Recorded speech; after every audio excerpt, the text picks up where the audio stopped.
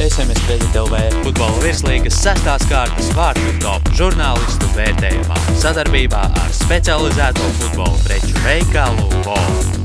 Tomas Tamašausks no Rīgas Daugavas iesāk 6. kārtas topu. Nedroši nospēlē ilūgstas aizsardzība, bet Tamašausks visu izdara gana pārliecinoši. Iegūst bumbu un, kā zinādams, ka viss izdosies, uzreiz to sit pa vārtiem. Un tik tiešām izdodas labs sitiens, bumba vārtu tīklā.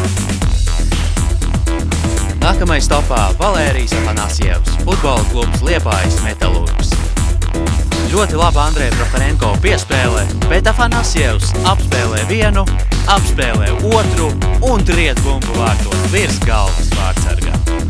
Teicams vārtu guvums Valērijam. 19 gadus vecais Ganas leģionārs Patriks Tumasī šajā kārtā izcēlās pat ar 2 skaistiem vārtiem. Vispirms viņa vārti spēlē pret Metalurgu jau kompensācijas laikā. Tumasī aizbēg no pretspēlētāja un ar spēcīgu neatvairāmu sitienu pārspēja vārtsargu. Topa 2. vietā Mantas Savenas.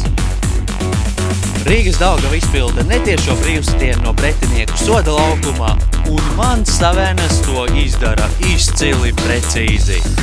Pašā vārtu devītniekā iegriežas bumba. Savenam izcili vārti, tomēr 6. kārtas topa uzvarētājs vēlreiz Patriks Tumasī.